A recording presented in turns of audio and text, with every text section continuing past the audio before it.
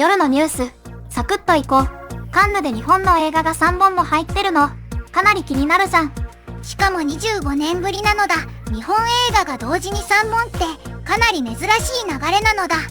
珍しいだけじゃなくて、どこまで行くかが本番よ。じゃあカンヌから見ていくわ。最優秀賞のパルムドールを競うコンペティション部門に日本から3作品が入ったのだ。パルムドールってカンヌで一番上の賞よ。賞レースの本丸って感じね。本丸って言い方、急にかっこいいじゃん。作品名も強いし、並びだけで見たくなるよ。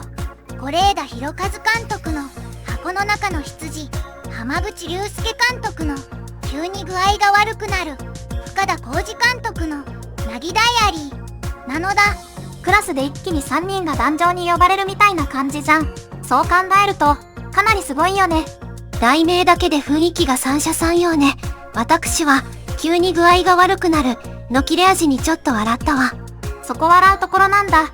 でもアーシはなぎダイアリーが妙に頭に残るじゃん。日本から3作品が同じ部門に入るのは25年ぶりなのだ。これはかなり大きい出来事なのだ。そんなにすくのね。前に似た空気があったの。ずいぶん昔に感じるわ。映画って一気に注目が集まると海外の人も追いかけやすいよね。タイトルの印象で覚えられるのも強いじゃん。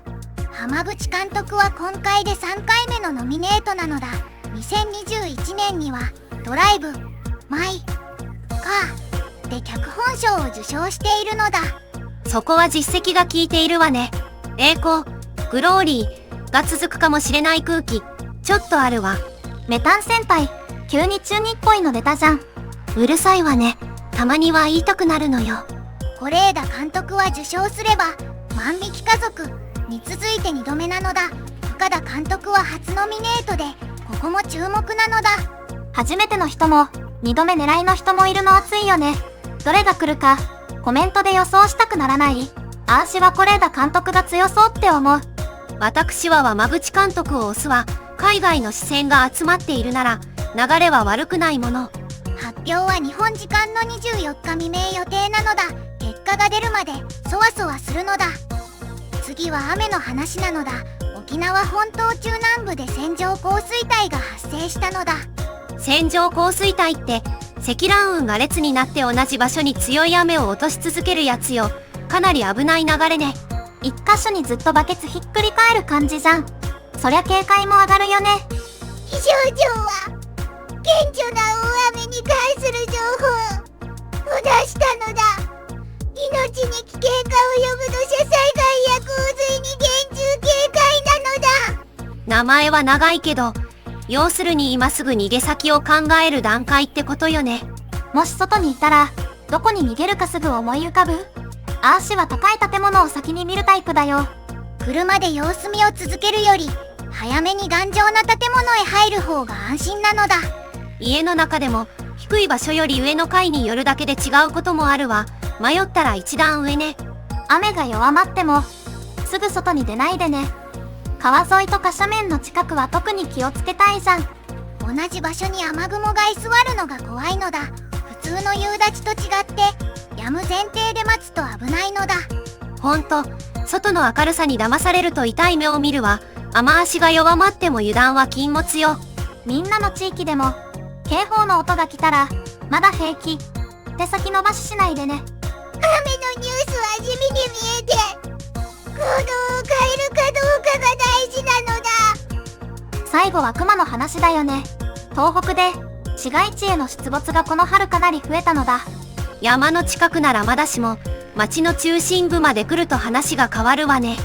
通学路とか駅前とかいつもの景色に入ってくるのが怖いよね。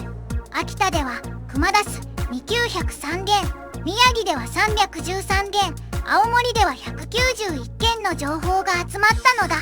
熊出すって目撃情報を地図で見られる仕組みなのね。名前は可愛いけれど内容は全然可愛くないわ。そこは本当笑ってる場合じゃないじゃん。数字だけでも相当多いよ。青森市の中心部では神社や小学校、観光物産館の近くでも目撃があったのだ。しかも複合施設の1階に入ったんでしょう。人の生活圏にかなり踏み込んでるわ。駅から遠くない場所でそんなこと起きると、歩くルートごと考え直したくなるよね。秋田市の荒谷地区では4月14日以降に増えて、スーパーは自動ドアを手動に切り替えたのだ。こども園もドアを手動にして保護者が迎えに行ったのよね。現場の対応が本当に細かいわ。生活の動線そのものを止めないように工夫してる感じじゃん。あーしの地元でも、もし近くに出たら一気に空気変わると思う。仙台は AI カメラを入れて、クマが見つかったらすぐ周りに知らせる形にしたのだ。秋田の東成瀬村は電気柵で侵入を防ごうとしているのよ。狙いはかなりはっきりしているわ。対策が一種類じゃないの。逆にリアルだよね。場所ごとに合わせて動いてる感じじゃん。宮城の青葉区では10時間余り茂みにとどまった後、麻酔銃で捕獲されたのだ。緊急重量っていうのは、危険が迫った時にすぐ動けるようにする対応のことね。時間をかけられない場面よ。その後小学校の近くでも目撃があって、保護者付き添いとか集団下校が行われたよね。子供がいる場所は特に心配になるじゃん。